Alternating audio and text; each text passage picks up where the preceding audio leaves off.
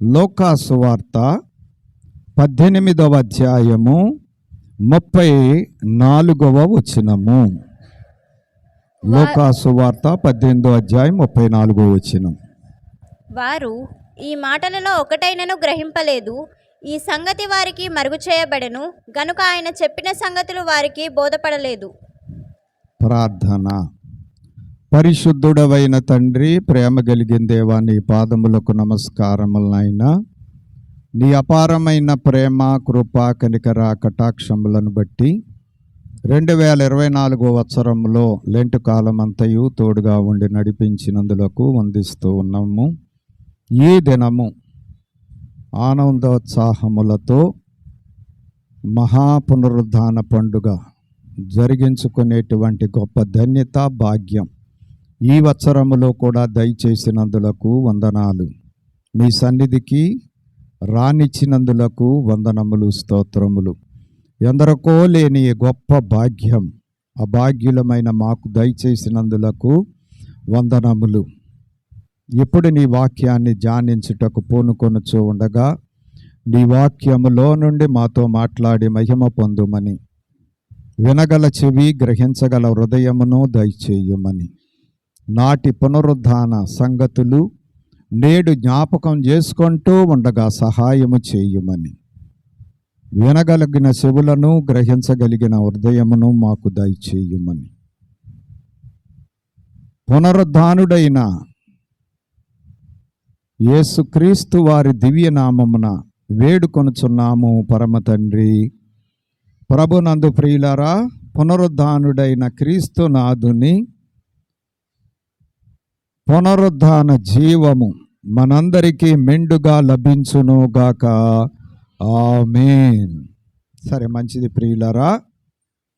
మరి ప్రభువు పాత నిబంధనలో ఆదాము అవ్వలు ఆజ్ఞ అతిక్రమించిన దగ్గర నుండి ప్రభువు వచ్చే వరకు కూడా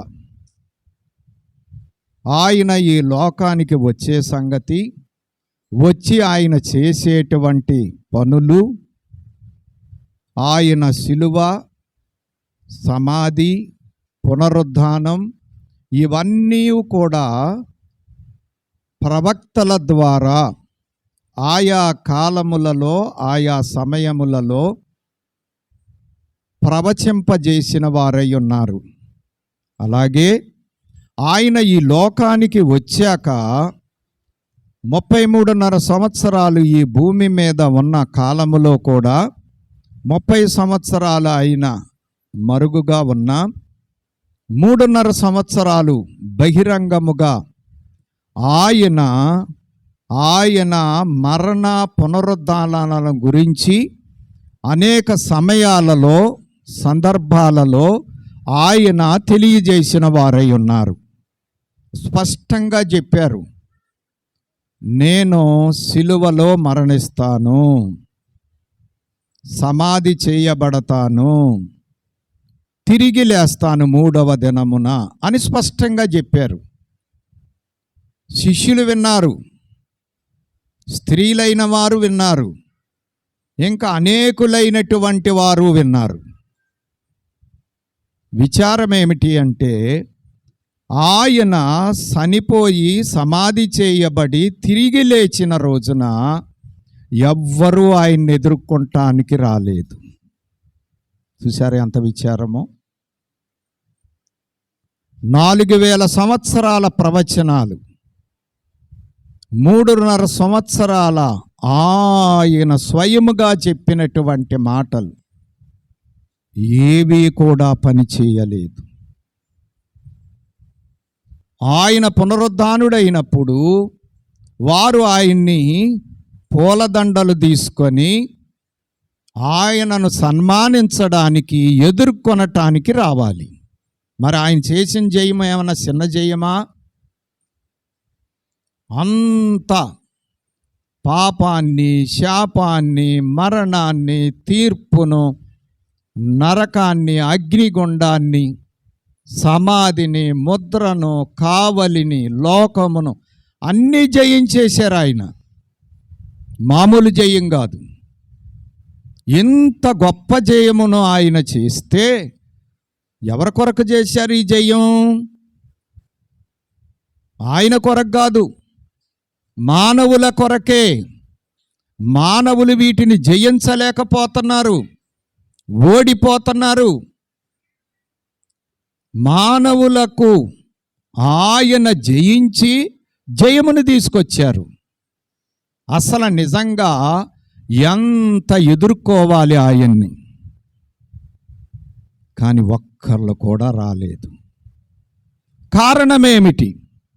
అదే ఈరోజు మన యొక్క వాక్య ధ్యానం. ఇది అర్థమైతే మన పరిస్థితి కూడా మనకి తెలుస్తుంది. పాత నిబంధన దేవుడు ఏర్పాటు చేసుకున్నటువంటి ఆయన ప్రజలైనటువంటి జనాంగం మొదటి రాకడన గురించి ఎన్నో ప్రవచనాలు చెప్పబడ్డాయి. వాళ్ళందరూ కూడా చదువుకుంటానే ఉన్నారు, చెప్పుకుంటానే ఉన్నారు, వింటానే ఉన్నారు. కానీ మొదటి రాకడకు వారు సిద్ధపడలేకపోయారు. ఆయన వచ్చినప్పుడు ఆయనను గుర్తించి ఆయనను స్వీకరించలేదు, ఆయన్ని పోగొట్టుకున్నారు. నేటి వరకు కూడా అలాగనే ఉన్నారు వాళ్ళు. అలాగే ఆయన వచ్చి పునరుద్ధానమును గురించి చెప్పినప్పుడు ఆ కాలము నాటి వారందరూ కూడా పోగొట్టుకున్నారు. రెండవ రాకడ దినాలలో ఉన్నాం మనం. మరి మనము ఆ రాకడ గుర్తులు, రాకడ విషయాలు, రాకడకు ముందు జరిగేటువంటి సంగతులు చదువుకుంటున్నాం, వింటున్నాం, చెప్పుకుంటున్నాం. మరి ఆయన రాకడను ఎదుర్కొనటానికి మనము ఎంత సిద్ధపడుతున్నాం? ఈ 3 సందర్భాలు చాలా ప్రాముఖ్యమైనవి. సరిగా సిద్ధపడని కారణము చేత యూదులు ఆయనను పోగొట్టుకున్నారు. ఆయన పునరుద్ధానమును గురించి సిద్ధపడని కారణము చేత శిష్యులు, స్త్రీలు, ఆయనకి నెలవైన వారు ఆ భాగ్యాన్ని పోగొట్టుకున్నారు. అంటే ఆయన ఎదుర్కోలేదు. రెండవ రాకడకు ముందున్నటువంటి మనం మరి రాకడకు ఎదుర్కొనటానికి సిద్ధపడుతున్నామా? వారిలాగానే పోగొట్టుకునే పరిస్థితుల్లో ఉన్నామా? సరే, మొదటి రాకడలో యూదులు పోగొట్టుకుంటానికి కారణమేమిటి?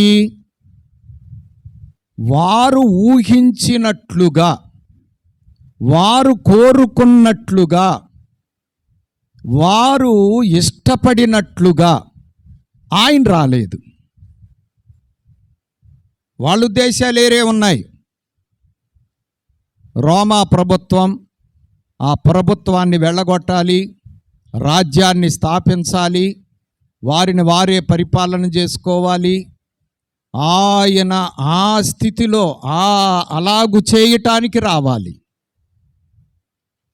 యేసయ్య ఎప్పుడు పరలోక రాజ్యమును గురించి ఆత్మ విషయమై దీనులైన వారు ధన్యులు, పరలోక రాజ్యము వారిది అని చెబుతున్నాడు. వాళ్ళకి నచ్చలా. అందుకే ఆయనను వాళ్ళు పోగొట్టుకున్నారు. వారి ఉద్దేశాలు ఏరే ఉన్నాయి. ఎప్పుడైనా సరే దేవుని దగ్గర మన ఉద్దేశాలను ఎప్పుడూ వ్యక్తపరచకూడదు. మన ఉద్దేశాలను బట్టి దేవునిని కనుగొనే విషయములో కానీ, వెంబడించే విషయములో కానీ ఎప్పుడూ మన ఉద్దేశాలను మనము అనుసరించకూడదు. అనుసరిస్తే ఖచ్చితంగా పడిపోతాం, తప్పిపోతాం వాళ్ళకి మళ్ళీ. ఇప్పుడు అదే జరుగుతుంది. వారలాగా తప్పిపోయారు. ఇక శిష్యులు, స్త్రీలు పునరుద్ధాన సమయములో ఉన్న వాళ్ళందరూ ఈ పునరుద్ధానము దగ్గరకు రావటానికి ఎందుకు తప్పిపోయారు? అది లోకా గారు సబ్మిట్ చేశారు, వ్రాశారు. వాళ్ళు ఆ పునరుద్ధానానికి సిద్ధపడపోటానికి కారణాలు. కాబట్టి ఈరోజు మన అంశం ఏంటి అంటే, పునరుద్ధానమునకు శిష్యులు సిద్ధపడకపోవటానికి కారణాలు. పునరుద్ధానానికి శిష్యులు సిద్ధపడలేకపోవటానికి కారణాలు. ఈ వాక్య భాగములో 3 కారణాలు చెప్పారు లోకా గారు. 3 కారణాలు. 34వ వచనం మీరు చదివితే లోకా సువార్త 18వ అధ్యాయం 34వ వచనములో వారు ఈ మాటలలో ఏ మాటల్లో పైన చెప్పాడు యేసయ్య. ఏమని చెప్పాడు? ఇదిగో మనం యెరూషలేము వెళుతున్నాం, మనుష్య కుమారుని గూర్చి ప్రవక్తల చేత రాయబడినవన్నీ నెరవేర్చబడును. ఏం రాశారు వాళ్ళు? ఆయన మరణము గురించి, సమాధి గురించి, పునరుద్ధానం గురించి రాశారు. అవి అన్నీ కూడా నెరవేర్చబడును. 3వ దినమున ఆయన మరలా లేచునని చెప్పాను. ఇది ప్రభు చెప్పింది. ఇందులో ఏమైనా అర్థం కానిది ఏదైనా ఉందా? మీకు అర్థమైందా? పునాడు సంగతి వదిలేసేద్దాం. మనుష్య కుమారుడు ప్రవక్తలో చెప్పినట్లుగా ఆయన చంపబడటానికి వెళ్తున్నాడు. ఆయన్ని చంపుతారు. 3వ దినమున తిరిగి లేస్తాడు. ఇందులో మర్మమేమీ లేదు, అర్థం కాని విషయం ఏమీ లేదు. స్పష్టంగా అర్థమయ్యే రీతిలోనే చెప్పాడు. అలాగూ చెబితే ఆ మాటలట వారికి ఏమైనాయి అంట. ఇప్పుడు 34 చదువుదాం. వారు ఈ మాటలలో ఒక్కటైనను గ్రహింపలేదు. చూశారండి, ఒక్కటైనను గ్రహింపలేదు. ఇది చాలా విచిత్రంగా లేదు? వెళతాం, నన్ను అప్పగిస్తారు, నన్ను చంపేస్తారు, తిరిగి లేస్తాను నేను. ఇందులో అర్థం కానిది ఏముంది? ఏమండి, అర్థం కానిది ఏముంది? అర్థం కానిది ఏమీ లేదు. యేసయ్య మొదటి రాకడలో కూడా అర్థం కానిది ఏమీ లేదు. బెత్లెహేములో పుడతాడనే ఉంది. యోదయ దేశపు బెత్లెహేమా, నీలోనే పుట్టబోతున్నాడు ఇశ్రాయేలు ఆలబోయేవాడు. స్పష్టంగా చెప్పాడు ఆయన. కన్య గర్భములో నుంచి పుడతాడని యెషయా 7:14 చెబుతుంది. అలాగే పుట్టాడు ఆయన. లేఖనాల్లో తప్పు లేదే, నెరవేర్చుటలో తప్పు లేదే. తప్పు ఎవరిలో ఉంది? అర్థం చేసుకుందాం. ఇక్కడ యేసయ్య చెప్పటంలో తప్పు లేదే, ప్రవక్తల ప్రవచనాల్లో తప్పు లేదే. ఆ ప్రవచనాలను బట్టే యేసయ్య జరిగించాడే. ఆయన ఏం చెప్పాడో అదే చేశాడే. అందులో తేడా ఏమీ లేదు. తప్పు ఎక్కడ జరిగింది? ఈ మాటలలో ఒక్కటైనను వారు ఎందుకు గ్రహించలేదు? స్పష్టంగా అర్థమయ్యేటట్టే చెప్పాడు కదా.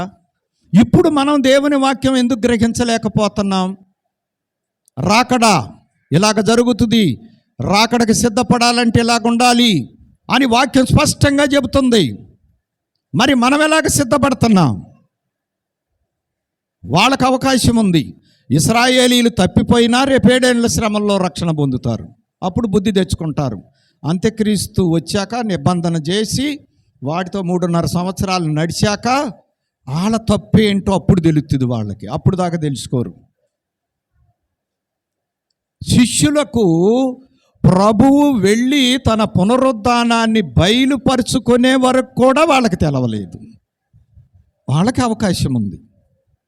మళ్ళీ తర్వాత అయినా దిద్దుకొని ప్రభువు పనిచేశారు వాళ్ళు.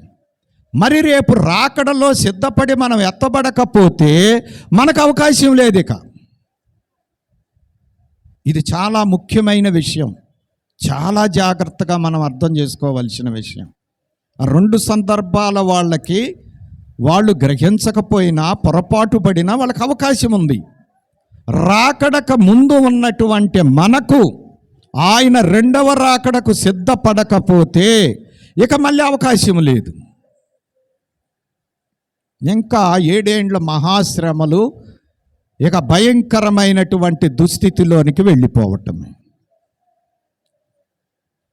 ఈ మాటలు ఆ పునరుద్ధానానికి వాళ్ళు సిద్ధపడకపోవటానికి మొట్టమొదటి సంగతి ఏమిటి అంటే, వారు ఆయన చెప్పినటువంటి మాటలను గ్రహించకపోవుట.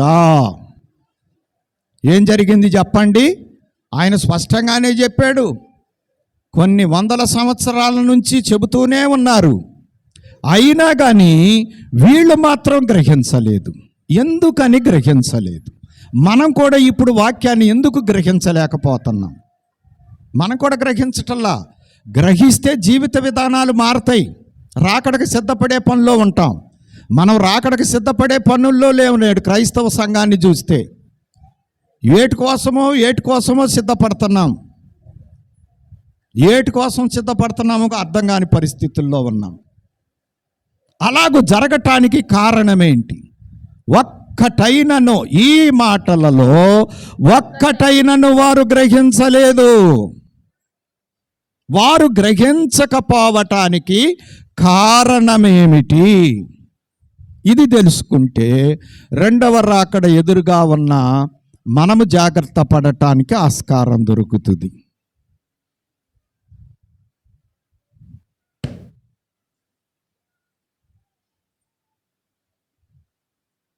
ప్రియమైనటువంటి వారలారా, ఎందుకు వారు గ్రహించలేదు? చూడండి, లేఖనాల్లో నుంచే చూద్దాం.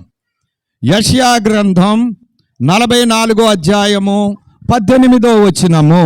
యెషయా గ్రంథం 44 అధ్యాయం 18వ వచనం. వారు వివేచింపరు, గ్రహింపరు.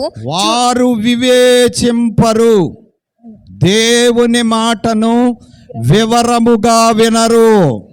వివేచింపరు. దేవా వాక్యే నిజము దిక్కులు చూడాకు. దైవజనులు రాశారు, దేవవాక్యే నిజం, దిక్కులు చూడబాకు. దేవవాక్కు వినకుండా, వివేచింపకుండా, గ్రహించకుండా ఉంటే, దిక్కులు చూస్తే దిక్కులేని పరిస్థితుల్లోకి వెళ్ళిపోతుంది జీవితం. ఇశ్రాయేలీలు దిక్కు లేకుండా అయిపోయారు. 1900 సంవత్సరాల కాలం దేశము లేకుండా పోయింది వాళ్ళకి.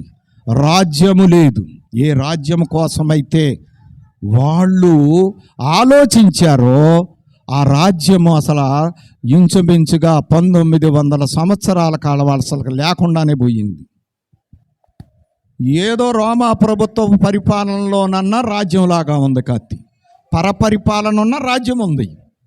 వాళ్ళు చేసిన పొరపాటుకి, గ్రహింపపోయిన కారణానికి అసలు వాళ్ళ రాజ్యంలో ఉండేటువంటి పరిస్థితులే పోగొట్టుకున్నారు. వాళ్ళు అసలు రాజ్యమే లేకుండా పోగొట్టుకున్నారు. దేశమే లేకుండా పోగొట్టుకున్నారు. ఎంత విచారమో చూడండి. కారణం ఏమిటి అంటే వారు వివేచింపరు, గ్రహింపరు, చూడకుండునట్లు వారి కన్నులు కప్పబడెను. ఏమైపోయినాయి అంటండి? చూడకుండునట్లు వారి కన్నులు కప్పబడిపోయినాయి అంట. గ్రహింపకుండునట్లు వారి హృదయములు మూయబడెను. ఎంత భయంకరమో చూడండి. కళ్ళుకు పొరలు వచ్చి కన్నులు ఏమైపోయినాయి చెప్పండి? కప్పబడిపోయినాయి. హృదయానికి వారు దేవుని మాటకు స్థలమివ్వని కారణము చేత హృదయాలు మూయబడిపోయాయి. దేవుని మాటకు హృదయములో వాళ్ళు స్థానం ఇవ్వలేదు. చూసారా? అందుకే వాళ్ళు పునరుద్ధానానికి సిద్ధపడలేకపోయారు. ఈ మాటలలో ఏది వారి గ్రహింపులోనికి రాలేదు. జాగ్రత్త. రాకడ దినాలలో మనం కూడా వాక్యాన్ని అలాగే చేసుకుంటున్నామేమో. కళ్ళు కప్పబడినాయేమో, హృదయము మూయబడిందేమో. ఇస్కరియోతు యోధా హృదయం మూయబడింది. యేసయ్య వాక్యముతో ఎంత కొట్టినా, బద్దలగొట్టడానికి ఎంత ప్రయత్నము చేసినా ఇస్కరియోతు యోధా తన హృదయాన్ని తెరవలేదు. ఈ కాలంలో చాలామంది కూడా పెడచెవిని పెడుతున్నారులేండి. హృదయాలను కఠినం చేసేసుకుంటున్నారు కరగటల్లా. అసలు రవ్వంత చోటే ఉంటల్లా దేవుని వాక్యానికి. ఈ మాటలు వారి గ్రహింపులోనికి రావటం లేదు. మరి మనం ఏం చేయాలా? మనము గ్రహించాలి అంటే కళ్ళు పొరలు రాలాలి, హృదయాలు తెరవబడాలి.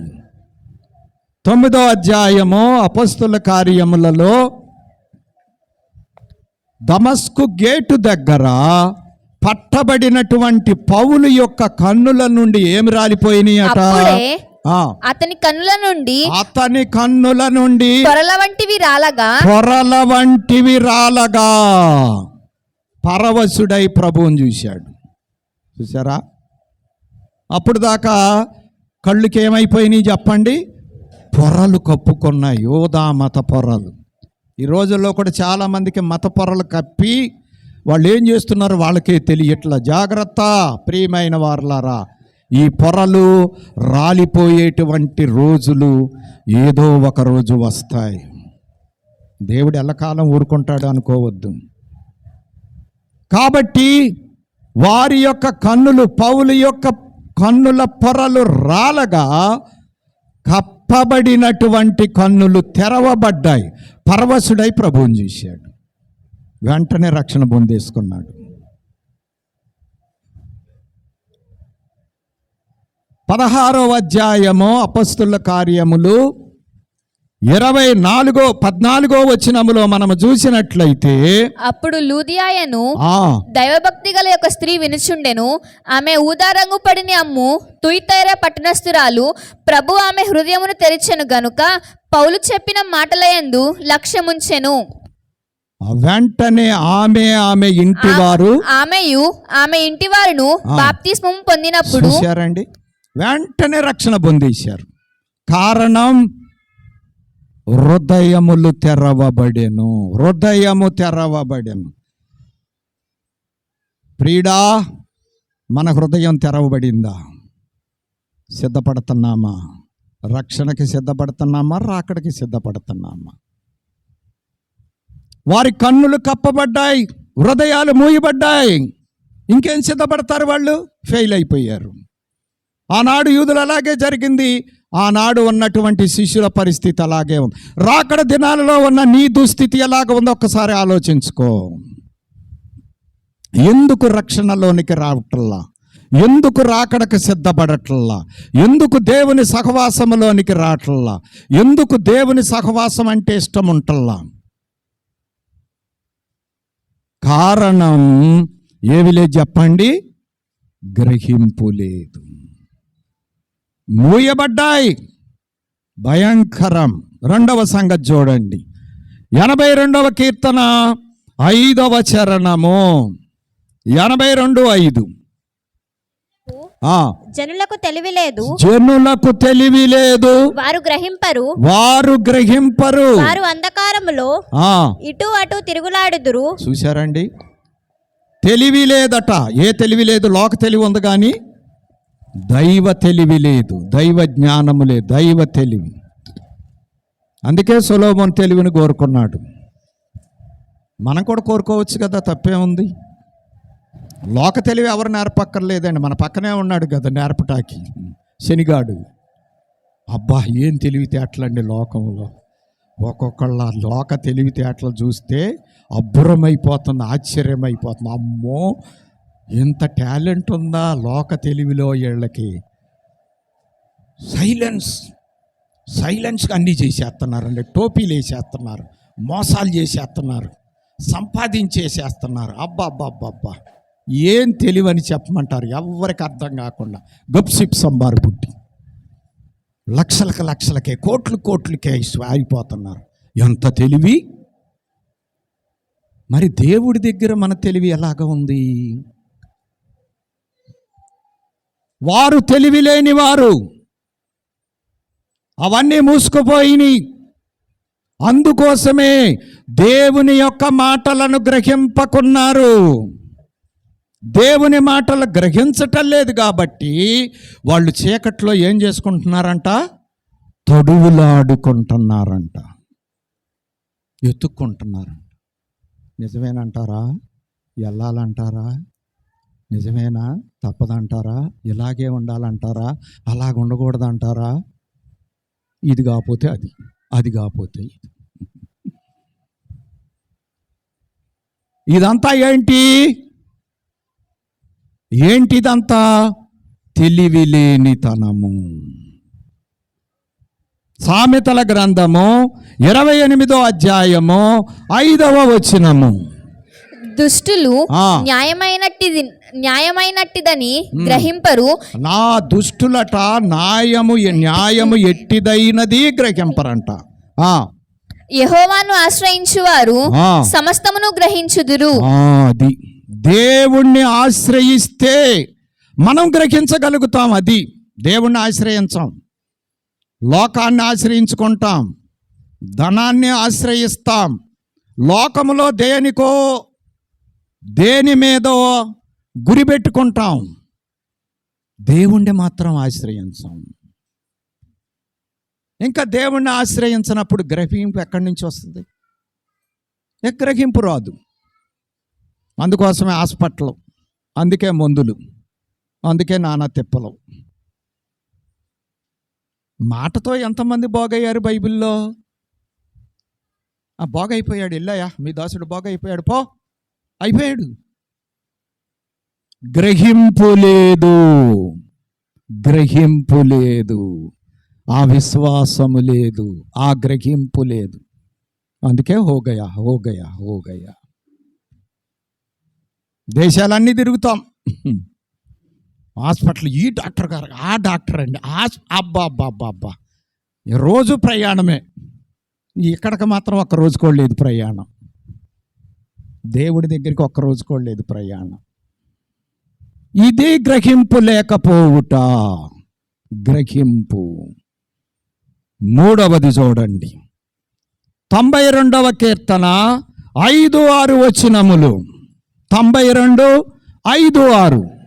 యెహోవా, నీ కార్యములు ఎంత దొడ్డివి, నీ ఆలోచనలు అతి గంభీరములు. పశుప్రాయులు వాటిని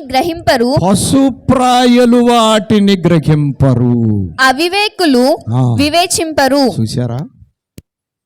పశుప్రాయులు అంటే మనుషుల్లా కనపడుతున్నారు కానీ మనుషులు కాదు. వీళ్ళు దేంతో సమానం? పశువులతో సమానం. అందుకే మన పెద్దోళ్ళు చెప్పారు, మనిషికి ఒక మాట ఆయమన్న మనిషికి, ఆయమన్న పశువుకి ఒక దెబ్బ. చూసారా? మనిషికి ఒక మాట, ఆయమన్న పశువుకు ఒక దెబ్బ. వాళ్ళు పశుప్రాయులు. అందుకే వాళ్ళు ఏం చేయరు? గ్రహించరు, వివేచించరు, అసలు ఆలోచించరు. ఇది మనకు కాదు, అక్కడికి పోయే వాళ్ళకి. మనకెందుకు? మనకు లోకం ముందు చాలా ఉన్నాయి. అంటే ఆ దుస్థితి, ఆ మాట దేవుడు అందుకే వాడారు. వాళ్ళు పశుప్రాయులు, మనుషులు కాదు. దేవుడు వాళ్ళకి జ్ఞానం ఇచ్చాడు కానీ, మైండ్ ఇచ్చాడు కానీ, ఆత్మనిచ్చాడు కానీ వాళ్ళు సద్వినియోగం చేసుకోరు, వాళ్ళు వివేచింపరు, వాళ్ళు గ్రహించరు, ప్రయత్నము చేయరు.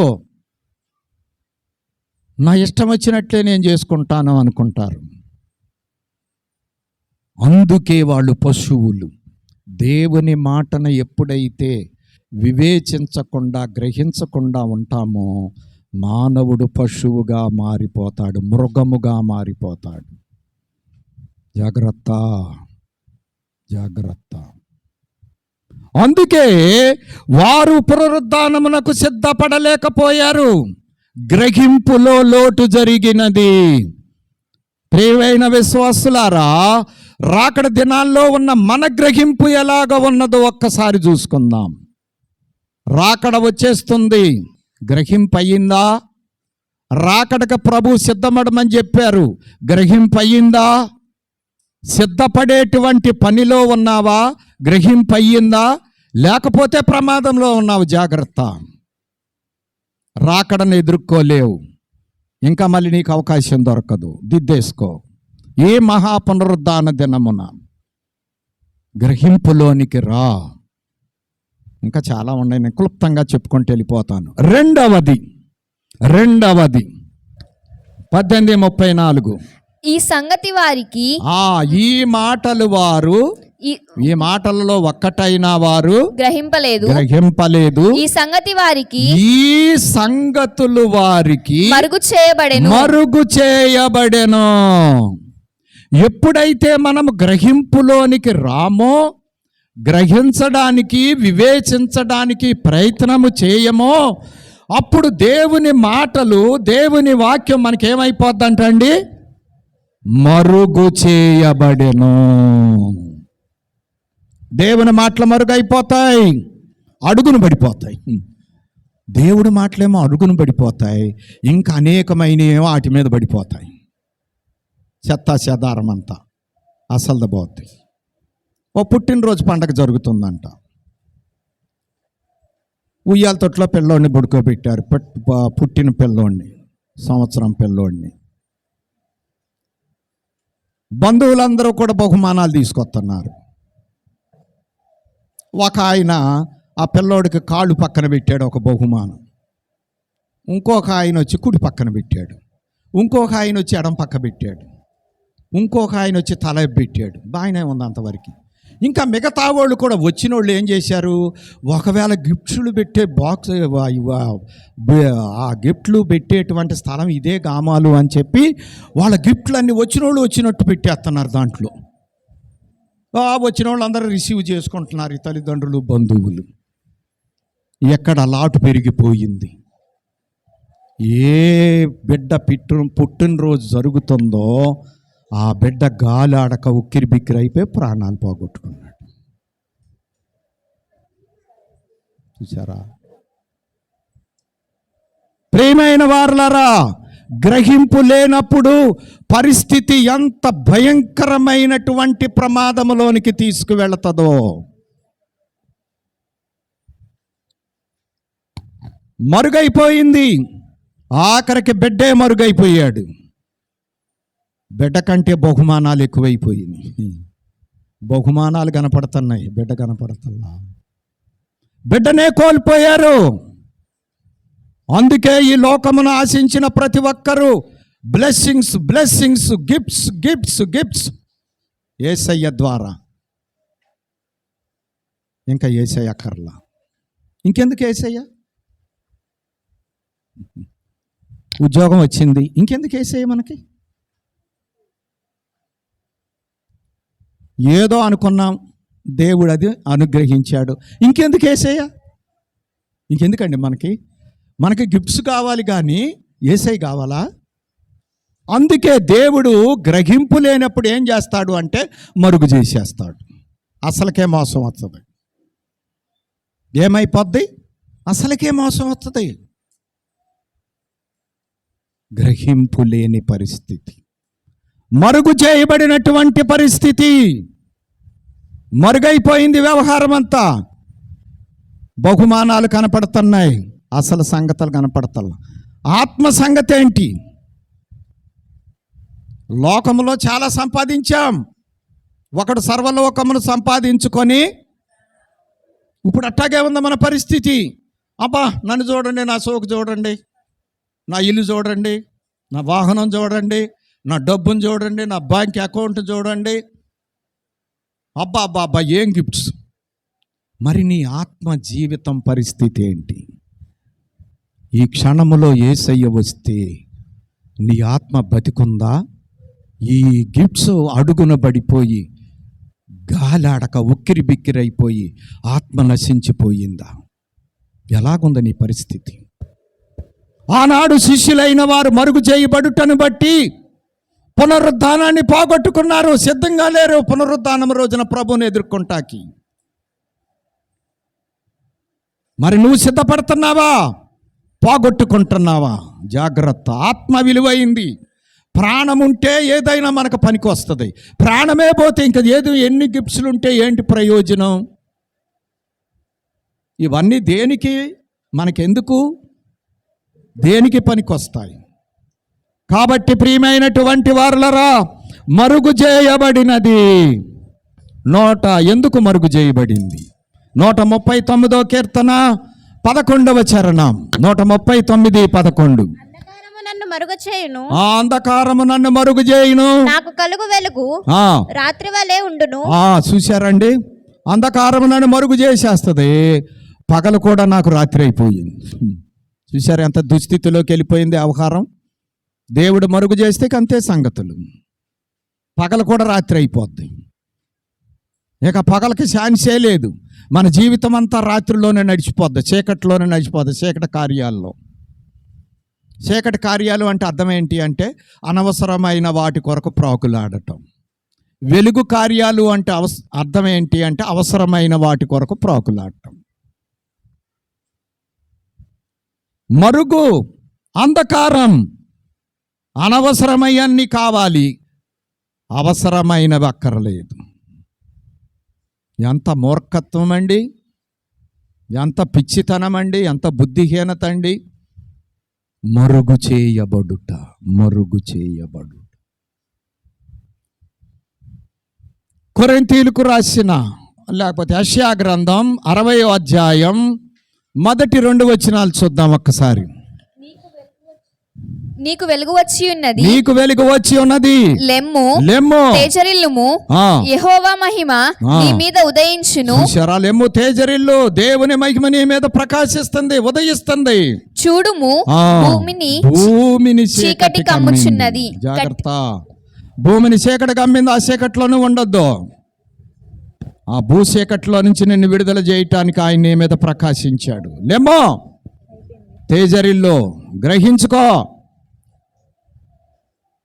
మరుగై ఉన్నటువంటి మర్మాన్ని ఎరుగు. అజ్ఞాన అంధకారములోనికి వెళ్ళబాకు. కొరింథీయులకు రాసిన 2వ పత్రిక 4వ అధ్యాయం 5వ వచనంలో కూడా ఏమని ఉంటుంది? అంధకారములో నుండి వెలుగు ప్రకాశించును గాక అని పలికిన దేవుడే తన మహిమను గూర్చిన జ్ఞానము యేసుక్రీస్తునందు వెల్లడిపరచుటకు మా హృదయములలో ప్రకాశించెను. చూశారండి, మన హృదయములలో యేసుక్రీస్తు ద్వారా ప్రకాశిస్తున్నాడు. మరుగైనవి నీకు కనబడాలి అంటే యేసుక్రీస్తు ద్వారా చూడు. యేసయ్య ద్వారా చూడగలగటం నేర్చుకో. యేసు పాదాల దగ్గర కూర్చొని చూడటం నేర్చుకో. లోకంలో తిరిగితే నీకు చీకటిగాక ఎలుగు ఎక్కడి నుంచి వస్తుంది? చూడు, భూమిని చీకటి కమ్మింది, ఆ చీకట్లో నడుస్తున్నావు నువ్వు. ఇంకా నీకు వెలుగు వచ్చే ప్రసక్తే లేదు. నీకు వెలుగు రావాలి అంటే యేసయ్యే మార్గం. ఆయన మీ హృదయంలో ప్రకాశించాలి. అప్పుడే మరుగైనవి నీకు బాహాటమవుతాయి. మనోనేత్రాలు వెలిగించబడాలి. ఆయన్ని నీ హృదయంలోనికి రానివ్వాలి నీవు. లేకపోతే అంతా మరుగైపోద్ది, జీవితమే వృధా అయిపోద్ది. మరుగు చేయబడటానికి మరొక కారణం యోబు గ్రంథము 17వ అధ్యాయము 4వ వచనం. యోబు 17:4.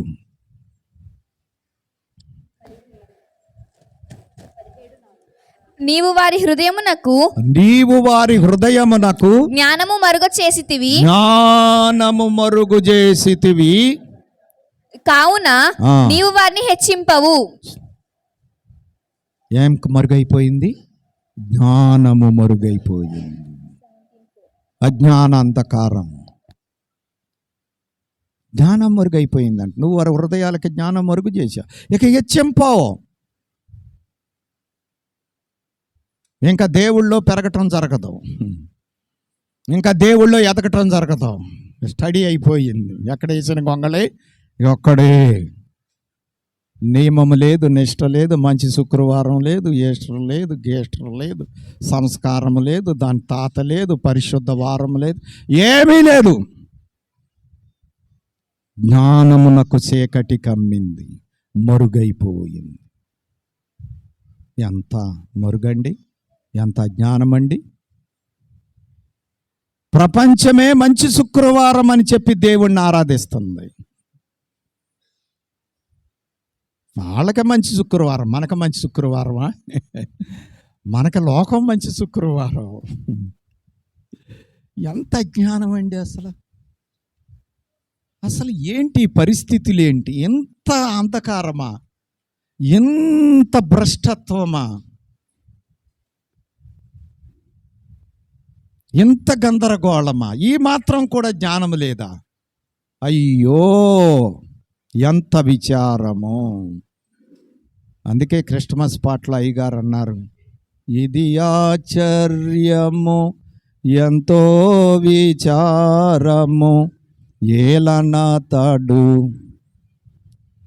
ఏలవారు ఎరుగకపోయిరో. చూసారా ప్రియమైన వారలారా, ఎక్కడున్నామండి? ఇలాగుంటేనేనా రాకడికి ఎత్తబడేది? ఇలాగుంటేనేనా ఈ భయంకరమైన దుస్థితిలో నుండి ఎగిరి ప్రభుతో కలిసి పరలోకం వెళ్ళేది? జాగ్రత్త ప్రియమైన వారలారా, ఎంత భయంకరమైన దుస్థితి అండి. తలంచుకుంటేనే గుండె అవిసిపోతుంది. గ్రహింపు లేదు గనుక, మరుగు చేయబడింది గనుక చీమ కుట్టినట్టు లేదు. సామెతల గ్రంథం 9వ అధ్యాయం 10వ వచనం. యెహోవా యందు భయభక్తులు కలిగి ఉండుటయే జ్ఞానమునకు మూలము. అది దేవుడంటే నీకు భయం ఉంటే, భక్తి ఉంటే నీకు జ్ఞానం కలుగుతుంది, లేకపోతే మరుగైపోద్ది. పరిశుద్ధ దేవుని గూర్చిన తెలివియే వివేచనకు ఆధారం. వివేచనకు ఆధారం. దేవుడంటే భయం లేదు, భక్తి లేదు. భయం ఎందుకు? పాపం చేయకుండా ఉండటానికి. భక్తి ఎందుకు? మోక్షం చేరటానికి. ఈ రెండూ లేవు. భయం లేదు కాబట్టి లోకంలో పాపంలో పాలివారం అవుతున్నాం. భక్తి లేదు కాబట్టి రాకడికి సిద్ధపడే పనులు చేసుకోలేకపోతున్నాం. ఇప్పుడు జ్ఞానం ఏమైపోయింది? మరుగైపోయింది. ఇంకా అర్థం కావట్లా. గుడ్డె తెలిసేలో పడినట్టు అయ్యింది పరిస్థితి. మూడవ కారణం చూడండి మరుగు చేయబడటానికి. యెషయా గ్రంథం 29వ అధ్యాయం 14వ వచనం. కాగా నేను మరలా ఈ జనుల ఎడల ఒక ఆశ్చర్య కార్యము జరిగింతును, బహు ఆశ్చర్యంగా జరిగింతును. వారి జ్ఞానుల జ్ఞానము వ్యర్థమగును, వారి బుద్ధిమంతుల బుద్ధి మరుగైపోవును. వారి బుద్ధిమంతుల బుద్ధి మరుగైపోవును. బే ఎంత చెప్పినా, వాక్యం ఎంత మొత్తుకుంటున్నా, అసలు కొద్దిగైనా లేశమైన ప్రయత్నం కూడా లేదండి. నెరవేర్చకపోవటం అది వేరే సంగతి. అసలు ప్రయత్నాలు కూడా లేవు, గ్రహింపే లేదు. అసలు మరుగులో నుంచి వెల్లడిలోనికి రాని పరిస్థితి. అసలు ఏమాత్రం కూడా చలనము లేని పరిస్థితి. మృతతుల్యమైన దుస్థితిలోనికి, కోమాలోనికి వెళ్ళిన పరిస్థితి. ఒక విధంగా చెప్పాలి అంటే ఇది కోమా ఆత్మీయ జీవితం. కోమాలోకి వెళ్ళిన ఆత్మీయ జీవితం ఎంత భయంకరం. అందుకే వాళ్ళు పునరుద్ధానాన్ని ఎదుర్కోలేకపోయారు. మరుగైపోయింది వారి యొక్క పరిస్థితి. పేతురు గారు రాసిన మొదటి పత్రిక 1వ అధ్యాయం 13వ వచనం. పేతురు గారు రాసిన మొదటి పత్రిక 1వ అధ్యాయం 13వ వచనం. కాబట్టి మీ మనస్సు అను నడుము కట్టుకొని నిబ్బరమైన బుద్ధి కలిగిన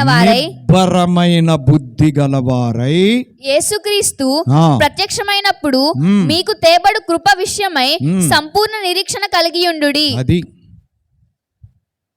నిబ్బరమైన బుద్ధి కలిగిన వారై యేసయ్య యొక్క ప్రత్యక్షత కొరకు నిరీక్షణ కలిగి, సంపూర్ణ నిరీక్షణ కలిగి ఎదురు చూడండి.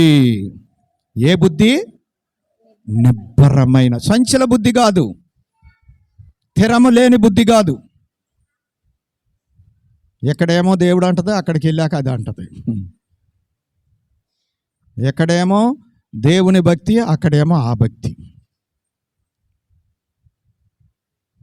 ఎందుకండి ఈ డ్రామాలన్నీ అవసరమా? మీ ఎవరైనా బలవంతం చేశారా? ఎవరు రమ్మన్నారు? మోక్షం కొరకే వస్తే స్థిరపడు, రాకడికి సిద్ధపడు, ప్రభువు చెప్పినట్లు చేసుకో. అది బుద్ధి కలిగినటువంటి బ్రతుకు. బుద్ధిహీన బ్రతుకెందుకు? బుద్ధి లేని బ్రతుకు ఎవరికి మేలు? నీకు మేలా? దేవుడికి ఏమన్నా మహిమ? ఇంకా నీ పక్కన ఉన్నోళ్ళకి ఏమన్నా ప్రయోజనమా? ఒక్కళ్ళకన్నా కొని ఏదైనా మేలు జరుగుతుంది అంటే మనం చేసినది ఒక అందం. దేవుడికి లేదు, పక్కనోడికి లేదు, మనకి లేదు. ఇది మనకంత అవసరమా? ఈ బుద్ధి లేని బ్రతుకు. అర్థం చేసుకుందాం ప్రియులారా, వ్యర్థం చేసుకోవద్దు ప్రియులారా. కాబట్టి మరుగు చేయబడుట రెండవ బలహీనత. వాళ్ళు పునరుద్ధానానికి సిద్ధపడకపోవటానికి కారణం మరుగు చేయబడుట. మూడవ కారణం చూడండి. చదవండి. గనుక ఆయన చెప్పిన సంగతులు వారికి బోధపడలేదు.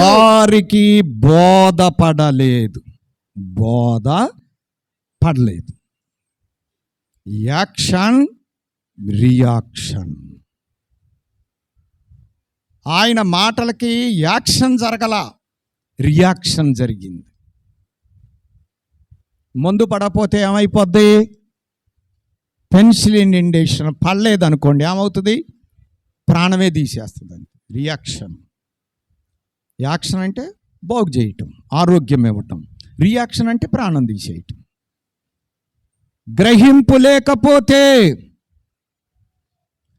సంగతులు మరుగైపోతే బోధపడదు, అయోమయం, రియాక్షన్ అయిపోద్ది, ప్రమాదం అయిపోద్ది. ఇక సిద్ధపాటు జరగదు. వాళ్ళు అందుకే ఫెయిల్ అయిపోయారు. ఆయన పునరుద్ధానుడైతే ఎదుర్కొందామనే ఆలోచనలో లేరు, ఇంకా దాక్కుందామనే ఆలోచనే. ఆ స్త్రీలు చూస్తే రాయి ఎవరు దొల్లెడతారు? సుగంధ ద్రవ్యాలు ఎలాగ రాయాలి? యేసు మృతుడు, సజీవుడు కాదు. పిచ్చి, యేసు సజీవుడా ఏంటి? ఆయన సజీవుడు కాదు.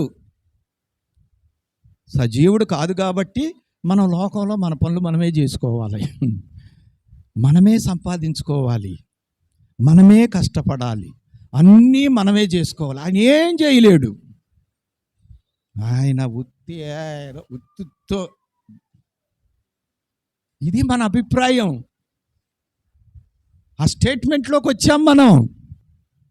వాళ్ళు వచ్చేసారు ఆ స్టేట్మెంట్లోకి. అన్నీ మర్చిపోయారు, అన్నీ మరుగైపోయినాయి. ఇంకా ఆయన లేడు మనకి. ఆయన లేడు అనుకోవటమే మనం లేకుండా పోవటం. ఆయన ఉన్నాడు అని అనుకుంటే మనం ఉంటాం, ఇక్కడ ఉంటాం, రేపు అక్కడ ఉంటాం. ఆయన లేడు అనుకుంటే, ఆయనే లేకపోతే మనం ఎక్కడ ఉంటాం? చూసారా ఎంత రియాక్షన్ అయిపోయిందో వ్యవహారం? బోధపడలేదు.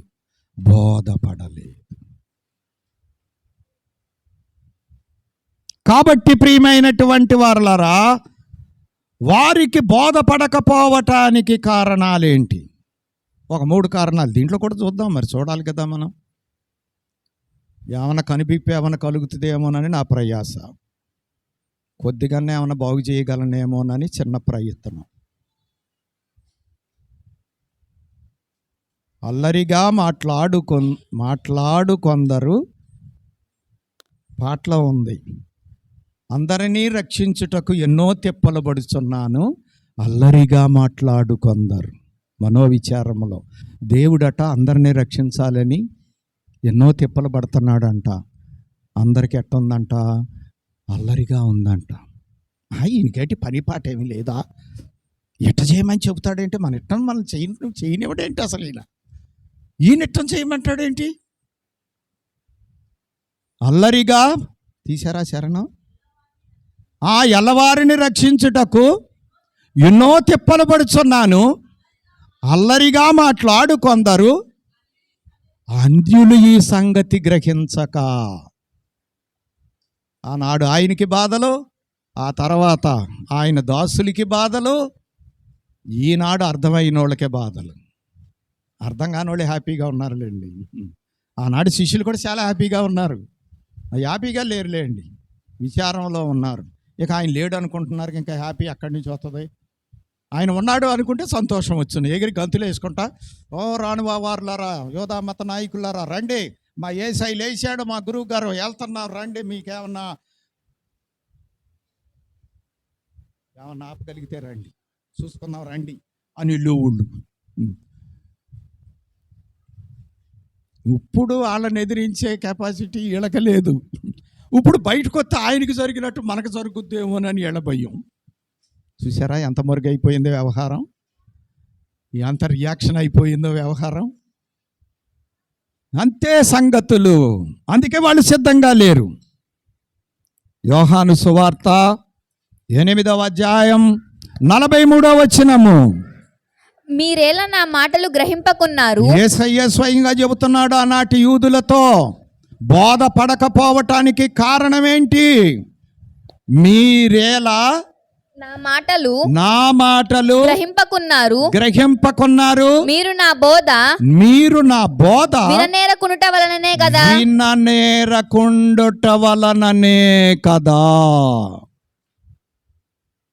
ఎందుకని ఇంత పని జరిగింది? మీరు నా మాటలు విననేరకుండుట వలననే కదా. గుళ్ళనే కూర్చుంటాం, ఎదుర్కొంటానే కూర్చుంటాం. యేసయ్యకి ఎదుర్కొంటానే ఉన్నాడు ఇస్కరియోతు యూదా, వినలా.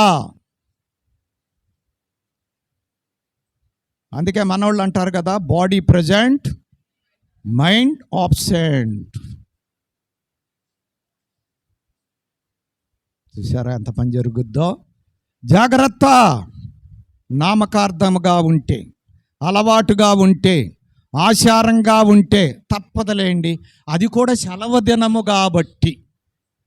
ఒకవేళ ఇది కూడా వర్కింగ్ డే అయితే ఇది కూడా డొమ్మానే. గుడ్ ఫ్రైడే కంటే గొప్పదా ఏంటిది? ఇది కూడా సెలవు దినము కాబట్టి వర్కౌట్ అవుతుంది, లేకపోతే ఇది కూడా అవదు. ఈ లైన్ అంతే, ఈ లైన్ అంతే, ఈ వరుస అంతే. అట్టాగోయేది ఈ వరుస. పనికిరాంది దేవుడికి ఇస్తాం, కానీ పనికొచ్చేది ఇవ్వగలమా? నష్టం జరగదు. ఏది పనికిరాంది సెలవు దినం కాబట్టి ఏదో అట్టట్ట వెళ్ళట ఇట్ట చేద్దాంలేండి, పర్వాలేదులేండి. ఏమో రేపేం జరుగుద్దో ఎవరికి తెలుసు. ఇది కూడా పని దినం అవుతుందేమో, ఒక పక్క నుంచి అవ్వకుండా వస్తుంది. కాబట్టి ప్రియమైనటువంటి వారలారా, ఆయన మాటలు వినగా నేరకపోవుటను బట్టి బోధపడలేదు అంటే అర్థం కాలేదు. ఏమీ అర్థం కాల. ఎన్నాళ్ళ నుంచో వింటున్నాం, ఏం అర్థం కాల. ఏమర్థమైంది? బాప్తిసం అంటే అర్థమయ్యిందా? ఆదివారపు ఆరాధన అంటే అర్థమయ్యిందా? విజ్ఞాపన అంటే అర్థమయ్యిందా? శిలువ ధ్యానం అంటే అర్థమయ్యిందా? ఏది అర్థమయ్యింది? రక్షణ అంటే అర్థమయ్యిందా? రాకడంటే అర్థమయ్యిందా? అర్థమయ్యింది అనుకుంటున్నాం, అనుకోవటం జరుగుతుంది, కానీ అనుసరించటం జరగటం లేదు. కాబట్టి అర్థం ఏంటి? బోధపడలేదు, అర్థం కాలేదు అని అర్థం. ఇంకెంతకంటే రుజువేం కావాలా? ఇంకా వేరే చెప్పాలా? అది దాని పరిస్థితి. బోధపడలేదు. ఇంకా రక్షణే అర్థం కాదు, ఇంకా రాకడేం అర్థం అవుతుంది? అసలు అది జరుగుద్దో జరగదో, అవి ఏదో అలాగ రాయబడింది. వాళ్ళు చెబుతున్నారు రండి, 2000 సంవత్సరాల నుంచి చెబుతూనే ఉన్నారు అంటున్నారంట. పేతురు గారు తన పత్రికలో అంటున్నారు, 2000 సంవత్సరాల నుంచి చెబుతానే ఉన్నారు. భూమి అట్టాగే ఉంది, ఆకాశం అట్టాగే ఉంది, సూర్యుడు అట్టాగే ఉన్నాడు, చంద్రుడు అట్టాగే ఉన్నాడు. వస్తున్నాయి, వచ్చాయి, వస్తున్నాయి, పోయాయి, పోతున్నాయి. వచ్చేవాళ్ళు వస్తున్నారు, పోయేవాళ్ళు పోతున్నారు. రాత్రి వస్తుంది, పొగులు వస్తుంది, వర్షం వస్తుంది, వర్షాకాలం, యాసకాలం, శీతాకాలం, అన్ని మామూలుగానే ఉన్నాయి. రాకడ వస్తుందో రాదో ఎవరు చూసి వచ్చారు? ఈ స్టేట్మెంట్లో కొత్త దేవకారం. బోధపడలేదు. నిజంగా రాకడే వస్తుందని అవగాహనే ఉంటే అవుట్లు పడవు. అమ్మో, నేను సిద్ధపడకపోతే ఎంత ప్రమాదం ఉంది, నేను రెడీగా ఉండకపోతే మిగిలిపోతే 7 సంవత్సరాలు ఏమైపోవాలి, నేను అగ్నిగుండంలో పడితే ఆ ధనవంతుల్లాగా ఎన్ని కేకలు వేయాలి నేను. బోధపడిందా? కాబట్టి విననేరకుండుట చేతనే కదా, వాక్యం వినని కారణం చేతనే కదా, పెడచెవిని పెట్టడం చేతనే కదా. అందుకే వాక్యం చెబుతుంది, ఆత్మ సంగములతో చెప్పుచున్న మాటలు చెవిగలవాడు వినుగాక. చెవిగలవాడు ఓ చెవిటోడా, చెవిబెట్టి విను. వాక్యం చెబుతుంది, వినే రీతిలో విను. మార్కు సువార్తలో ప్రభువు చెప్పారు, మీరు ఎలాగ వినుచున్నారో జాగ్రత్తగా చూసుకొనుడి అన్నాడు. వినటంలో కూడా చాలా జాగ్రత్తగా ఉండాలంటండి. నువ్వు వినటానికి ప్రయత్నం చేస్తేనే దేవుడు నీతో మాట్లాడతాడంట. వినటానికి నువ్వు సిద్ధంగా లేవనుకోండి, ఆయన మాట్లాడటానికి సిద్ధంగా ఉండడంట. మరి బాధ జరుగుతుంది కదా, వినేవాళ్ళ కోసం జరుగుతుంది, విననోళ్ళ కోసం కాదు. వచ్చారంటే అందరూ వింటారా ఏంటి? వింటే అర్థమే అవుతుంది కదా, అర్థమైతే అనుసరించటమే జరుగుద్ది కదా. ఇదేది జరగటం లేదంటే అర్థం ఏంటి? వినటం లేదనే కదా అర్థం.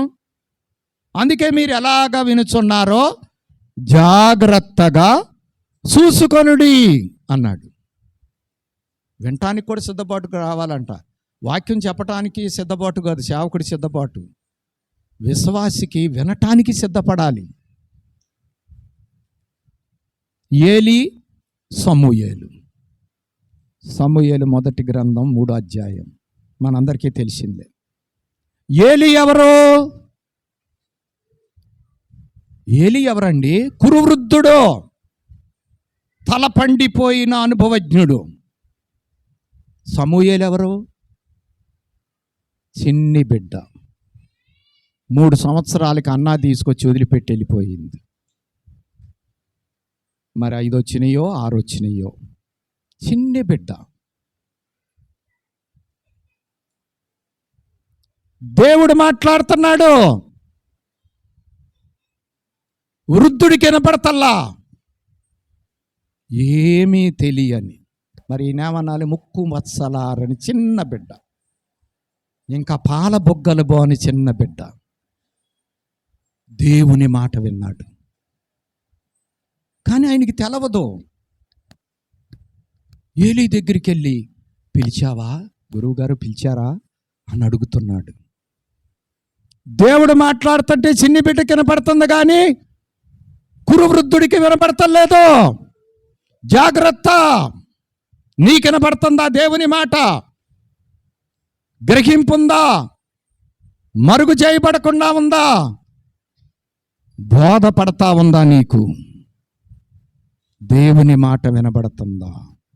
యేసయ్య చెబుతున్నాడు, నా మాట విననేరకుండానే మీకేం అర్థం కావట్లా, నేనెవరో మీకు తెలవట్లా.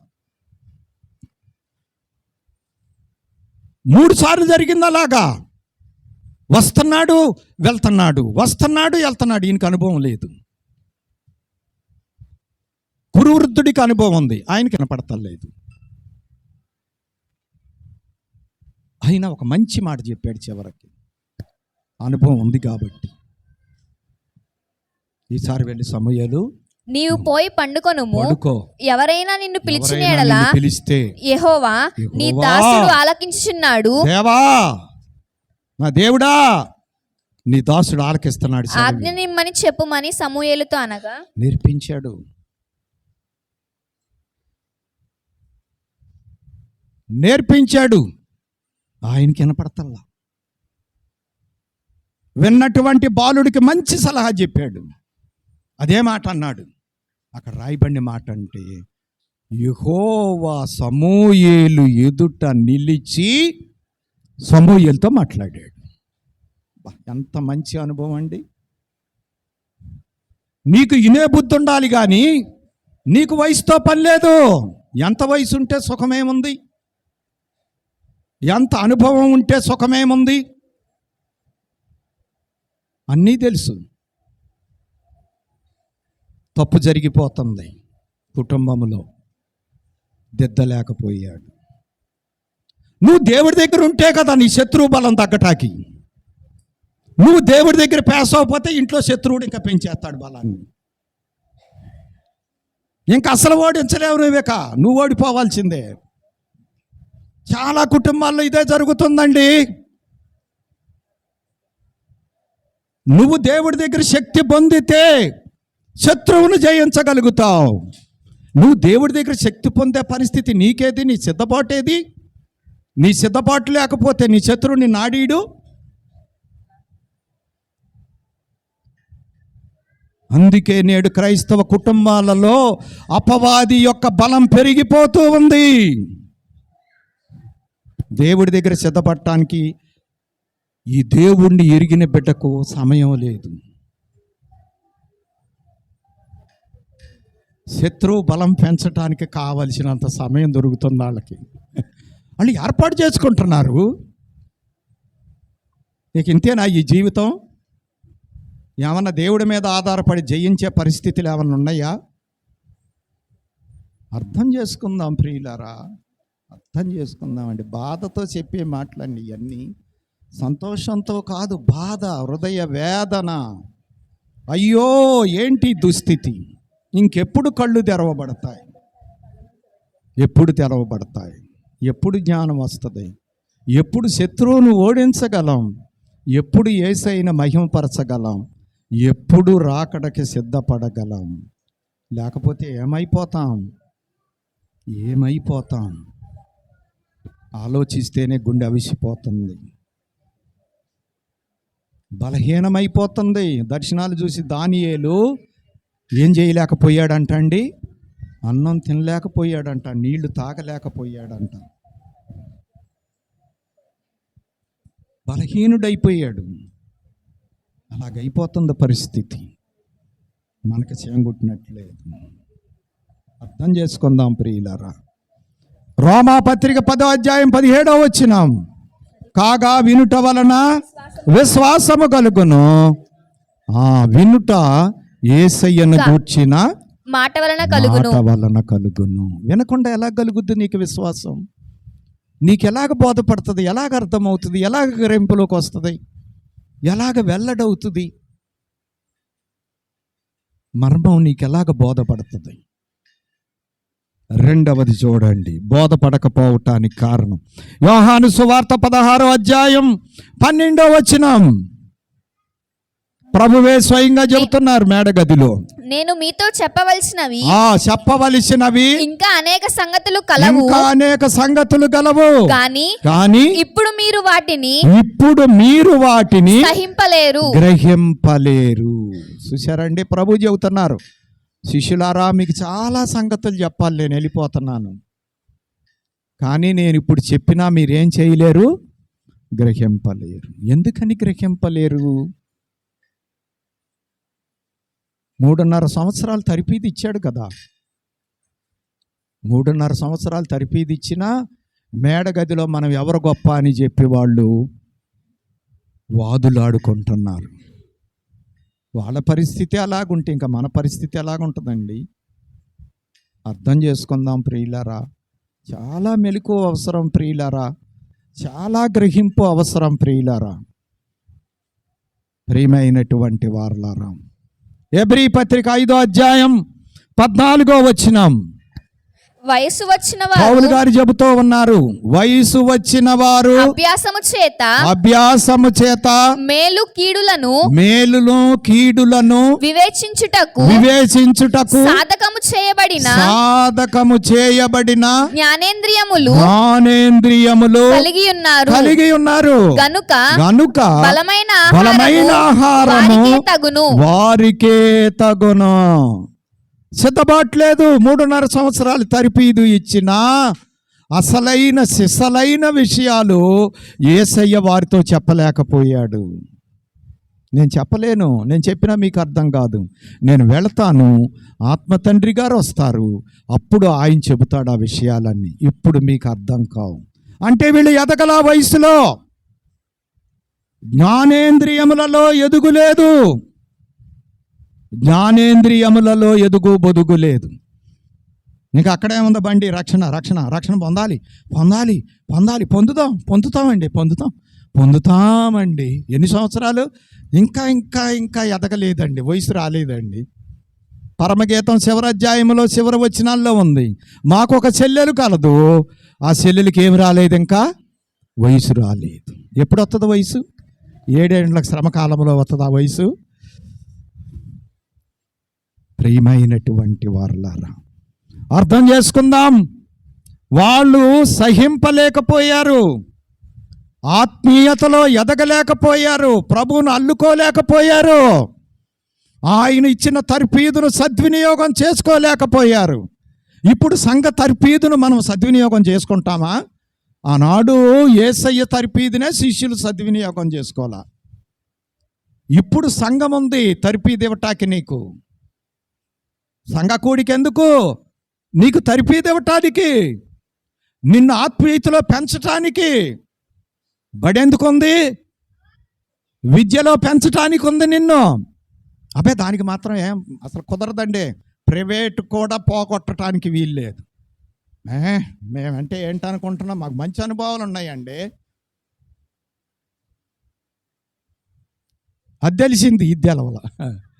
ఇది ఎలవలా బోధపడలా. మరి ఎప్పటికి బోధపడుతుంది?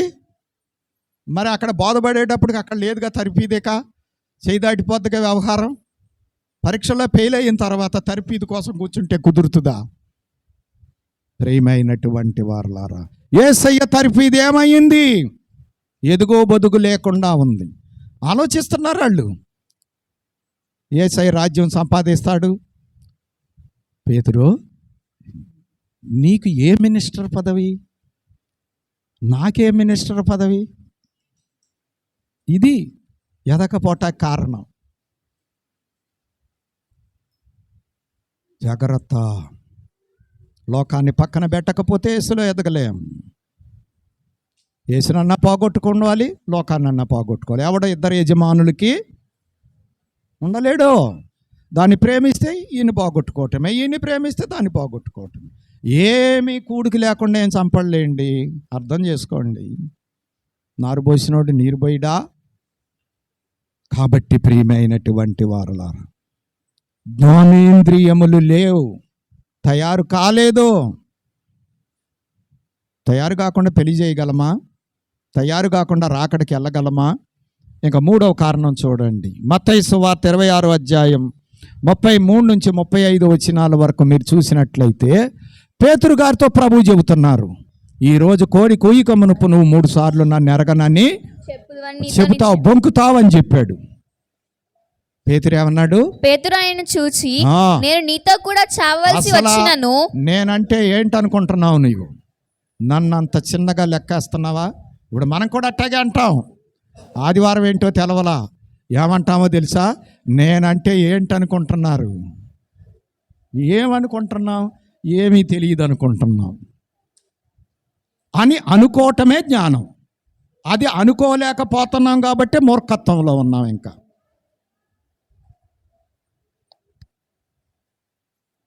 అది అనుకోవటంలా. నాకేమీ తెలియదు అనుకుంటే తెలుసుకుంటాకి ప్రయత్నం చేస్తాం. తెలుసు అనుకుంటున్నాం కాబట్టి మోసపోతున్నాం. తెలుసు అనుకుంటున్నాం కాబట్టి గ్రహించాం. తెలుసు అనుకుంటున్నాం కాబట్టి మరుగు విషయాలు మరుగ్గానే ఉంటున్నాయి. తెలుసు అనుకుంటున్నాము కాబట్టే బోధపడతలేదు. ఇంక ఎంతకాలం ఈ జీవితం ఇలాగ వెళ్ళిపోయేది? ఇంకెన్నాళ్ళు మనం యేసయ్యని ఏడిపించేది? ఇంకెన్నాళ్ళు సిద్ధపడకోకుండా నరకానికే సిద్ధపడే మార్గంలో ఉండేది? అర్థం చేసుకుందాం. కాబట్టి అంటున్నాడు, నేనా నిన్ను ఎరగనని చెబుతానా? నీ కోసం ప్రాణమైనా ఇస్తాను కానీ ఎరగనని చెబుతానా? నేను నా ప్రాణానికంటే నిన్ను ఎక్కువగా ప్రేమిస్తున్నా యేసయ్యా. అది నీకు అర్థం కాలేదయ్యా. ఇంకా ఈయనకి బోధపడలా, మళ్ళీ పైగా ఏమంటున్నాడు? యేసయ్యకి బోధపడలేదని అంటున్నాడు. ఇంకెందుకు సిద్ధపడతాడు ఈయన? అలాగే మనం ఎందుకు సిద్ధపడతాం? ఇంకా ఎప్పుడు ప్రభువు చెప్పిన దానికి వ్యతిరేకంగా ఆలోచించకూడదు, అనుకూలంగానే ఆలోచించాలి. ఏం జరిగినా సరే అది మనకు బోధపడే పరిస్థితులు. ఆయన చెబుతాడు, మనం చేయటమే. అబ్రహాం చేశాడట, ఆయనకు బోధపడింది. ఇవన్నీ నాకెందుకు? ఆయన చెబుతాడు, నేను చేస్తా. ఒక పిల్లవాడు రోడ్డు దాటే పరిస్థితి వచ్చింది. చిన్న పిల్లోడు, వాడికి వాహనాలు అంటే ఏంటో తెలియదు, సిగ్నల్స్ అంతకంటే తెలియదు, లోక జ్ఞానం అంతకంటే లేదు. మరి రోడ్డు దాటాలి, ఎలాగ దాటాలి? పక్కనే ఉంది తల్లి, మనవడు అనుకుందాం, పోనీటి చెప్పుకుందాం. మనవడు ఉన్నాడు, చిన్న మనవడు, వాడికి జ్ఞానం లేదు. పక్కనే ఉన్నాడు తాత. రోడ్డు కాడికి వెళ్ళేటప్పటికీ ఈ బిడ్డ ఏం చేస్తాడు? రోడ్డు దాటాలి. ఇప్పుడు ఆ బిడ్డకు ఒకటే తెలుసు, సిగ్నల్స్ తెలవదు, రోడ్లు తెలవదు, వాహనాల గురించి తెలవదు, ఏమీ తెలవదు. ఒకటి మాత్రం తెలుసు, వెంటనే గబక్కన తాత చేసుకుంటాడు, తాతయ్యలు పట్టేసుకుంటాడు గట్టిగా. ఇక అంతే, కళ్ళు మూసుకొని అవతల ఒడ్డుకు చేరిపోతాడు, రోడ్డు అవతలకి. కనీసం ఇదన్నా తెలవాలి మనకి. అదే బోధపడటం. నీకేం తెలిసినా తెలవకపోయినా యేసయ్య చెప్పినట్లు చేయటం అన్నా తెలవాలి. ఇవన్నీ నాకు అనవసరం అండి, యేసయ్య చేయబట్టుకుంటాను, ఆయనతో పాటు వెళ్ళిపోతాను, నేను మోక్షానికి వెళ్ళి కూర్చుంటాను. నాకెందుకు ఇవన్నీ? నాకు అదే తెలిసింది, ఇంక నాకేం తెలియదు. మీరందరూ కూడా తెలుసుకుంటే సంతోషం. అంతేగాని ఆ పిల్లోడు గనక నేను ఎలాగ దాటాలి, నేను ఎలాగ దాటాలి, నేను ఎలాగ దాటాలి, అట్ట చేస్తే ఎట్ట అవుతుంది, ఇట్ట చేస్తే అట్ట అవుతుంది అంటే రోడ్డు దాటడం జరగదు, ప్రాణం ఉండటం కూడా జరగదు. ప్రేమైన వారులారా, అవొక్కటైనా తెలవాలి మనకి. యేసయ్యను పట్టుకుంటే చాలు, నేను అవతలొడ్డుకి వెళ్ళిపోతాను, మోక్షరాజ్యం చేరుకుంటాను. కాబట్టి ప్రియమైన వారులారా, పునరుద్ధానపు రోజున వారు పునరుద్ధానానికి సిద్ధపడకపోవటానికి 3 కారణాలు. 1 గ్రహింపు లేకపోవుట, 2 మరుగు చేయబడుట, 3 బోధపడకపోవుట. 2వ రాకడ సమీపంలో ఉన్నాం. మరి మనం ఎలాగ ఉన్నాం? గ్రహింపు ఉందా? మరుగైనటువంటి విషయాలు అర్థమవుతున్నాయా? మర్మాలు గ్రహింపులోనికి వస్తున్నాయా? యేసయ్య బోధ మనకి పడుతుందా? రియాక్షన్ అవుతుందా? ఏం జరుగుతూ ఉంది? మరి ఆయన వచ్చేస్తాడు, సిద్ధపడిన వాళ్ళు తీసుకొని వెళ్ళిపోతాడు. ఆయన వీళ్ళెవరో సిద్ధంగా ఉన్నా లేకపోయినా సమాధిలో నుండి బయటకు వచ్చేసాడు. వెతికినటువంటి మరియమ్మకు కనబడ్డారు, మాట్లాడారు. ఇంకెవరో కూడా ఎతకలా. 2 శిష్యులు వచ్చారు కానీ చూశారు, మళ్ళీ వెళ్ళిపోయారు వాళ్ళు. అసలు ఆ 8 మంది అయితే అసలు రానే రాలే అక్కడి నుంచి. అది రాని పార్టీ, వీళ్ళిద్దరు వచ్చిన పార్టీ. వచ్చారు కానీ ఉండని పార్టీ ఇది. అయ్యగారే చెప్పారు ఈ మాటలన్నీ. రాని పార్టీలో కొంతమంది ఉంటారంట, రాని బ్యాచ్. ఒకవేళ వచ్చినా కానీ ఉండరంట, ఇది 2వ బ్యాచ్, అంటే అనుసరించరు. ఇక 3వ బ్యాచ్ వస్తారు, ఉంటారు, మేఘమెక్కుతారు. ఈ బ్యాచీలోకి రావాలి మనం. మరి ఆ 2 బ్యాచీల్లో అంటే ఏంటి ప్రయోజనం? ఏం ప్రయోజనం లేదు కదా. ఇందుకే నా భక్తి. కాబట్టి ప్రియమైన వారులారా, ఈ పునరుద్ధాన దినమున ఒక్కసారి ఆలోచిద్దామండి మన జీవితాలను. మనం ఎక్కడున్నాం? ఏ స్థితిలో ఉన్నాం? రేపు ఏం కాబోతూ ఉన్నాం? యేసయ్య రానే వస్తాడు, ఆయన వెళ్ళిపోతాడు. సిద్ధంగా ఉన్న వారిని తీసుకొని, మరి నీవు సిద్ధమేనా? ప్రశ్న వేసుకుందాం. సిద్ధం లేకపోతే సిద్ధపడదాం. అట్టి ధన్యత ప్రభువు దయచేయును గాక. ఆమేన్. పరిశుద్ధుడా, ప్రేమ గల దేవా, ఈ మహాపునరుద్ధాన దినమున ఆనాటి శిష్యులకి గ్రహింపు, మరుగు, బోధపడకపోవటం, ఎలాగూ వారిని సిద్ధపడకుండా చేసినవో వాటిని తెముల్చుకొని వాటి నుండి బయటికి వచ్చి నిన్ను చేరుకోగల ధన్యత, సిద్ధపడగల ధన్యత, రాకడలో ఎత్తబడగల ధన్యతకు ఆయత్తపరచుమని పునరుద్ధానుడైన యేసునామమున వేడుకొనుచున్నాం తండ్రి. ఆమేన్. మరణాతా.